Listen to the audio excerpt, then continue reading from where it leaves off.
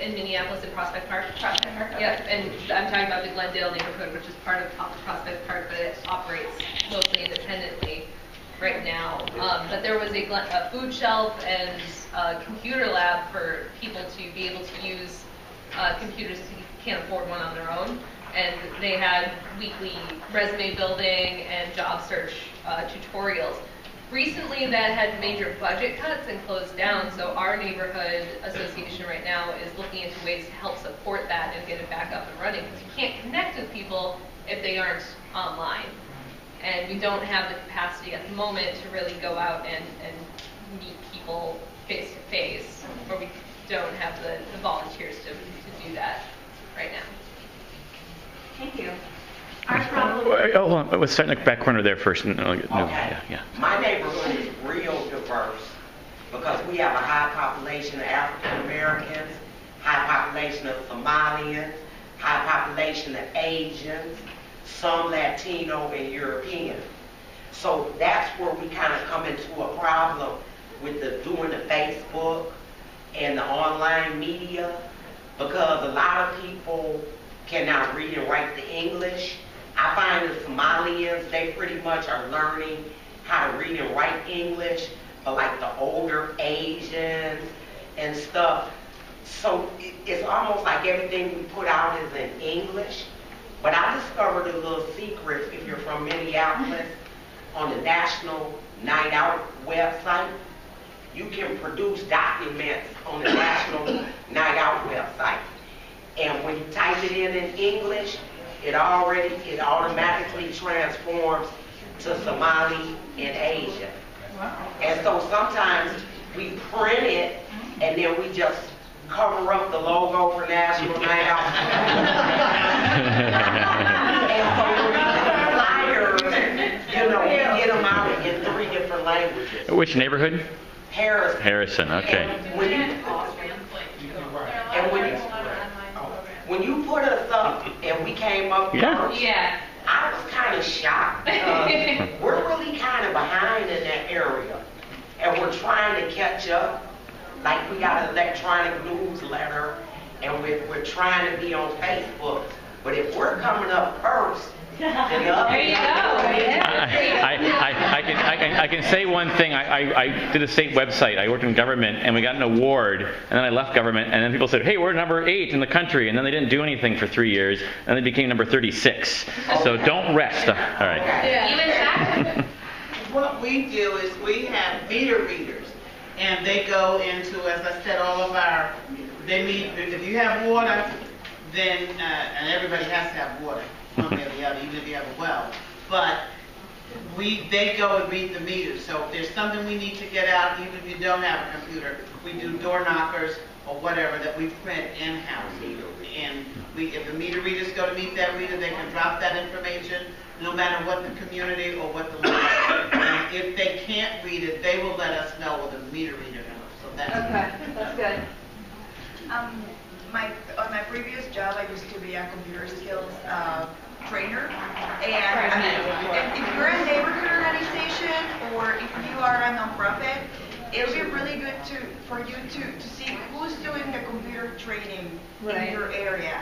Talk to them and sit down with them and be like, listen, there are all these resources that people need to know, and let's find a way of working together and trying to get the community to know about our website, about our newsletters, because this is really important for them to increase the quality of life rather than just teaching Excel or email just for the sake of email, but try to work with them to make the curriculum a bit more proactive. And if you don't have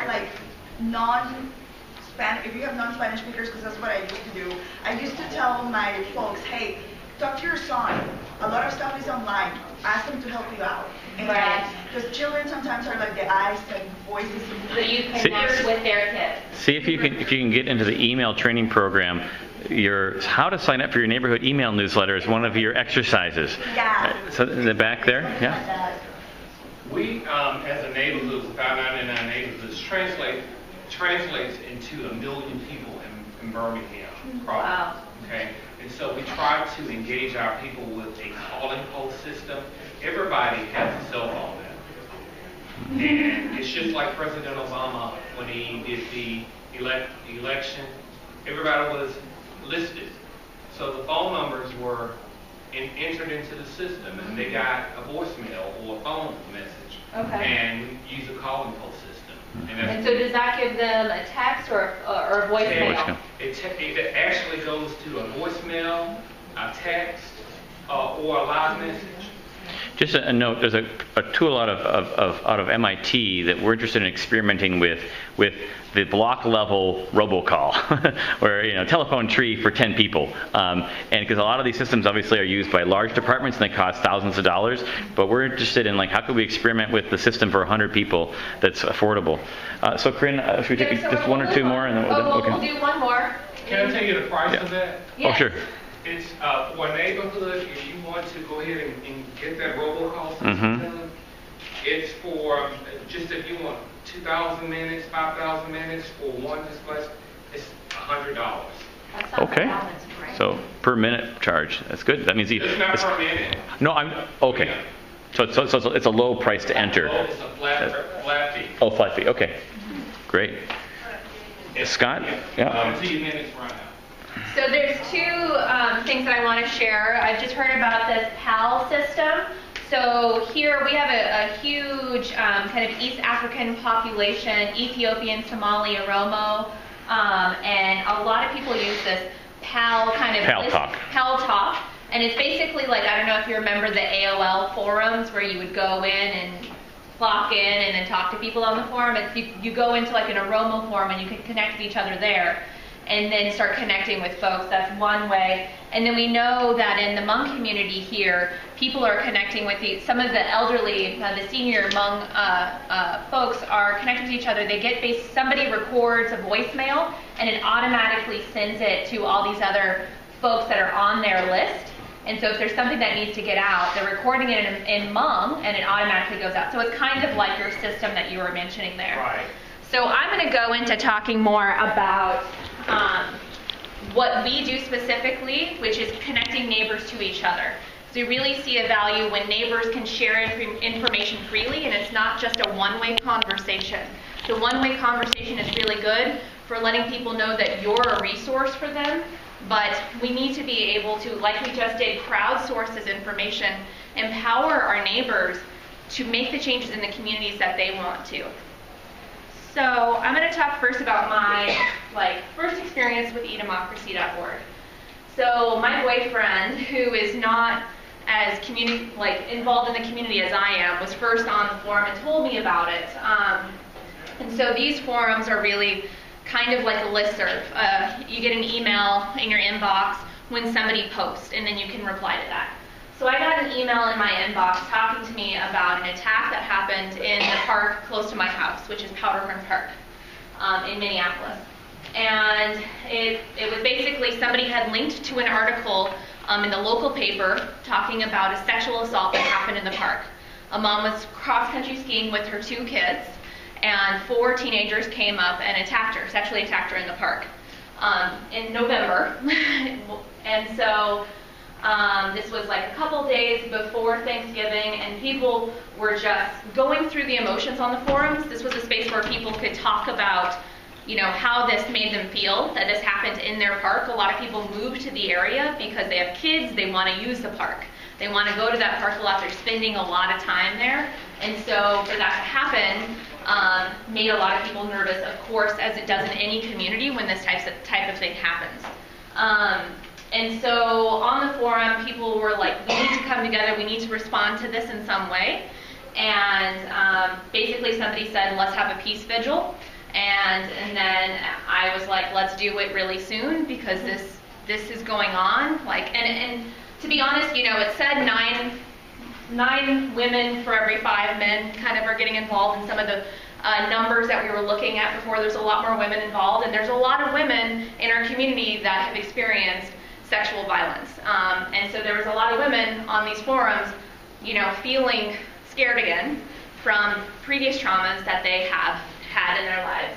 And so basically what we did was organize this vigil through using the forum and through using a Facebook event page And luckily, one of the people in our community was a journalist, and so she was, she could easily do a press release out, and we were able to get around 400 plus people to this event in 5 days, get donations for everything that we had there. It was 9 degrees, so I don't know how cold it gets in your area, but in Minneapolis in November it gets down to 9 degrees, which is really cold. That's why I'm like super bundled up here. So people donated fire pits so we could stand around fire pits and stay warm. Don't forget the brass band. There was a tuba band there. And there was a band there. I mean, it's a very artistic neighborhood, so people respond in the way that is, appropriate for their community to respond to a situation like this. But it really changed the tone of how people were feeling about this incident that happened in their community. So if you look at the bottom of the Star Tribune articles, which is our local paper, on what happened here, people can post anonymously there and say really disgusting things, like those kids should be hanged. Like I had to stop reading the articles because I was so sickened about what people were saying in those spaces when people are allowed to be anonymous, which people are not allowed to be anonymous on our forums. They have to take accountability for their words.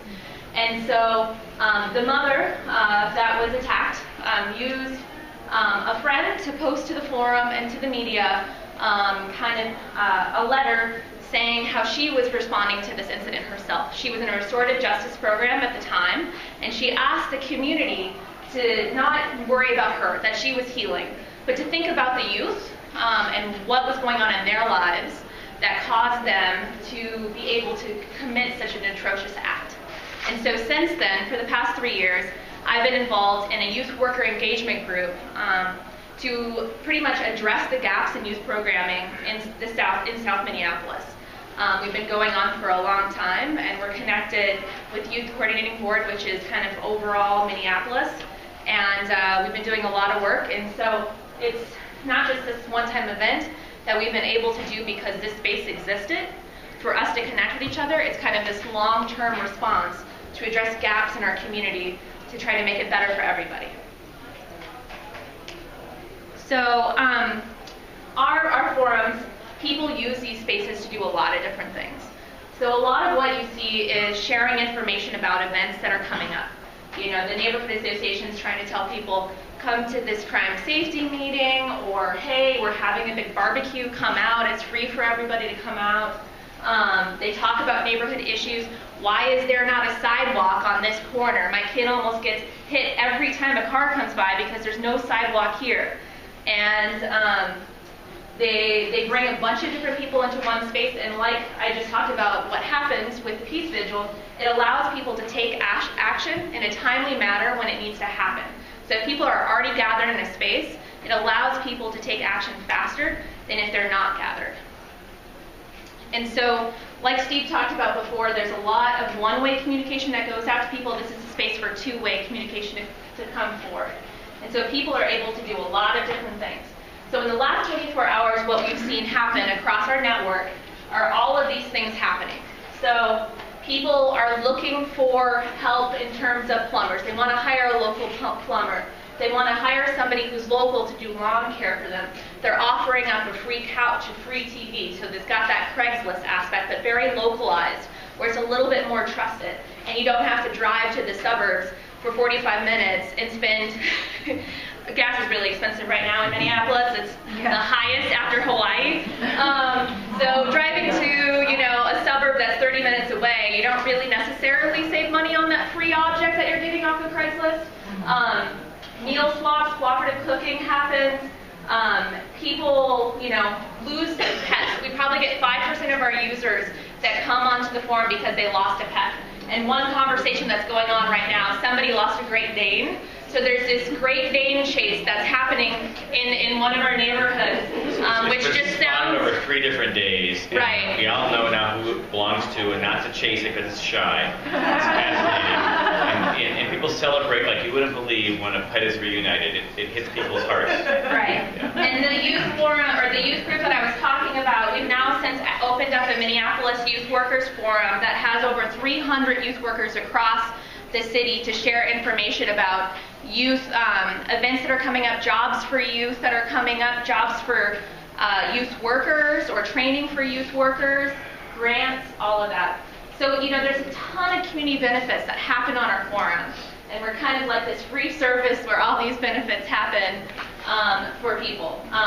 So we've definitely seen that our forums have allowed the community to take control over crime prevention in their community, sharing information about when a neighbor is hit by a robbery and then the next neighbor is hit by potentially the same person in the same way. It allows people to kind of coordinate with the police in a better way to take action. So there's a ton of things that happen across your network that really, really support the community. So it's just a really simple concept. I mean, what we do is we want to use the most basic form of connecting with people because that's the way we can be the most inclusive versus using something that's like Pinterest. 5% of users use Pinterest. You're not going to reach the whole community if you focus your work on something like that. We know that there's a lot of seniors that are not on Facebook that are using email. And so that's why we choose to use this kind of platform. And so basically, we have each of the forums have their own email address. And people can email directly to their forum if they want to post to their forum. And they can also view what's going on the forum via Facebook or via Twitter or via the web. And people can join online at our website. They can join their forum. Each forum has their own homepage where you can see a flow of the information that's going on that forum. And this is a picture of some of the different people that are on this forum. So it allows you to start to connect potentially with people in your community if they don't put a picture up of a fish versus their face. Or paper. I mean, Steve kind of mentioned paper sign-up sheets. This is kind of our bread and butter. I mean, if we want to connect and be as inclusive as possible, we need to go where people are. So we go to a wide variety of events. Somali Independence Day, the Lao Family Soccer Tournament is a huge place where a ton of Hmong families go to for this huge event. We go to a bunch of immigrant and refugee events that are happening in our community. And Rondo Days, I don't know if you've heard of that, and St. Paul is a huge event. But then we also go to people's door and knock on their door. If they're not able to get out to an event because they have 4 kids and getting all those kids bundled up to go to an event is too hard, we're going to come to your door and talk to you and offer this to you. It's not something you have to do, but we're going to offer it. Why don't you zip to 2012, just looking at time. Okay. Yep, so we just have a strong design for inclusion. Steve talked about this. We have a bunch of open access. Everything is open access versus invite only. So there's a verification system that happens with Nextdoor. If you're working for a neighborhood association, you can't join your forum if you don't live in that area. So how are you going to get the word out about what you're trying to do in that area? And I don't think that's, the way that you kind of build community. So this is just a picture of who might be on their forums, reporters, elected officials. We do a lot of work to bring elected officials on our forums.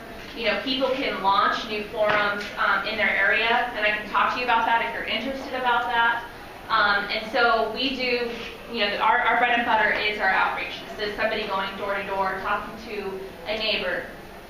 And so, we've been doing this work for a few years now, and we really kind of learn each step as we go along, how to tweak things, how to make it better. We know that elected officials pay attention to post, but they don't necessarily step out into the limelight because they don't necessarily want to get attacked in that two-way space. But they're listening to what people are saying. So this is really an opportunity to get more people's voices heard by their elected officials versus only the people who might know how to call them 10 times to get their voices heard. There's a lot of people in our community that don't know that that's how you get your voices heard by your elected officials. One thing quick to add. So we also do these citywide town hall forums, which are very vigorous, let's put it nicely. Yeah. Though a lot of politicians are aware of that space, the neighborhood spaces are 99% more civil, if you will, and the people, the chest beaters, if you will, are much more tame at the neighborhood level. Just real quick, when you said sometimes the lady has 5 kids, when we do an event at the Harrison Neighborhood Association, we provide babysitters. Right, that's a good thing too. We got the same babysitters. Right. We got 3 of them. Right. And so kids are always welcome and childcare is provided. That's really an for important, free. yeah, it's really an important part. Yeah. So right now what we're doing is our Knights funded 3-year BeNeighbors.org campaign. We're in year 2 of that campaign, and our overall goal is to bring 10,000 St. Paulites onto our forums as inclusively as possible, and actually engage them on these spaces. So here's a picture of our team from last summer. We're in the process of hiring our team for this summer. We had about 6 different languages that were spoken, people that were all from the communities that they were going out and doing outreach in. So you can just see our team here. And so our plan was to use really grassroots community organizing techniques that talked about door knocking, to go door to door. We brought in, we were trying to bring in 3,000 people across the summer and start building those relationships. And so we really researched when we set our goals. We recruited to bring in the best candidates for the jobs as possible. And that's what I would say. I mean, I spend so much time trying to find good candidates. People are not applying for these positions. If you want to hire somebody who speaks Spanish, who's Latino, go to all the organizations you can, talk to everybody that you can, wait until you find a good applicant for that position. Don't fill that position necessarily with someone who looks like me, I would say. And we use open access tools so that we only could hire people for 15 hours a week if we wanted to hire that many people. And so we wanted them to be able to access our information online. We use Google Docs to do that. We use Dropbox to do that. And so this is just some data that we use to figure out how many people we wanted to bring onto our forums. And then that information is really translated into this map here. And this map just shows where people are at. So how diverse is Frogtown? Who do we need to have when we go door knocking in this area? We need to have somebody who speaks Hmong, somebody who speaks Spanish, somebody who speaks Somali. We need to have people that speak the languages when we're going into specific areas. And when you have a small staff and a small capacity, a small amount of time to get out there, that information is crucial to making sure that you're being effective. And so, here's another picture of our team. Vang from our team last summer was a baseball coach, and he would have his baseball team come out with him and help him door knock. They all spoke Hmong, and so they would translate for the other staff members that didn't speak Hmong. Donna Evans, who took the picture there, she's African American. She was the grandmother of the group, and so here's Donna. The baseball team helped her move. Yeah. She was formerly homeless, and she got her first permanent housing after 5 years last summer, and it was just wonderful to see people work together. So here's a picture of our schedule done in Google Docs where they could view their schedule anywhere from their home, wherever, from their phones. This is us in the field. I think at Somali Independence Day. This is us at our summer picnic, reaching out to the community. And we try to do as much as possible to have our handouts in Hmong or Spanish or Somali. And so sometimes when we go door to door, people are not welcoming. So we did not knock on this door, but it's pretty interesting when you're doing neighbor-to-neighbor outreach what you encounter sometimes. But when Donna Evans went to a local crime prevention meeting, the person who lived in that house was there, and gosh darn it, he signed up. I didn't hear that part. So this is kind of how we're starting to tell who we're signing up when we're going door to door. So we asked for people, this is our St. Paul forum, we need to get people's names, their emails, of course. We're trying to collect people for an online block group that's more private, where people can share up-to-date information about crime information. But we asked for people, and this is an optional survey, about some of their background information, if they were born outside of the USA. These types of questions really help us to show to our funders and to the community that we're reaching out to how successful we're being in our targeted outreach to inclusive communities. When we met with the police in St. Paul, they basically said, well, we have Facebook, we have this. Now tell us about the demographic that you're reaching. Are you reaching people seriously that we can't reach other ways? And so we found that the city of Minneapolis, St. Paul, the reason they partnered with us in part was our focus on inclusion, because we're reaching people they have a harder time reaching. And it's really been symbiotic to partner that way. And this shows 3,000 memberships in person in 2012 is what we did. So 3,000 of the people signing up on paper is what we did. In pretty much May to August, a little bit in the spring and the fall, but mostly in that summertime period. And so, National Night Out is our, special day. Of course, we brought in 182 people just on that day, and we went to 10 different events. So 50% of the people who've actually filled out the survey on the form that you just saw were people of color. We do a surname analysis, and that helps us to see, if people are Hmong, you can tell by their last names for the most part.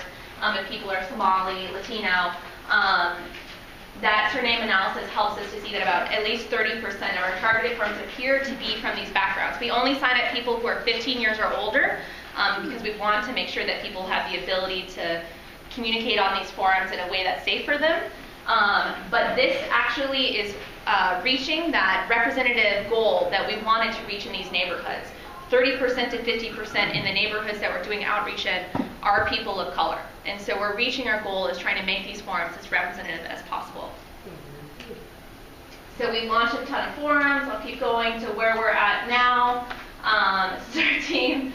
But things that didn't work out as well. We weren't able to utilize volunteers as well as possible. We know that that takes a lot more work now. Now I have an assistant to help me, yay! And we launched a new volunteer program, engaging with the community more, having them take more ownership over the forums. We're trying to make our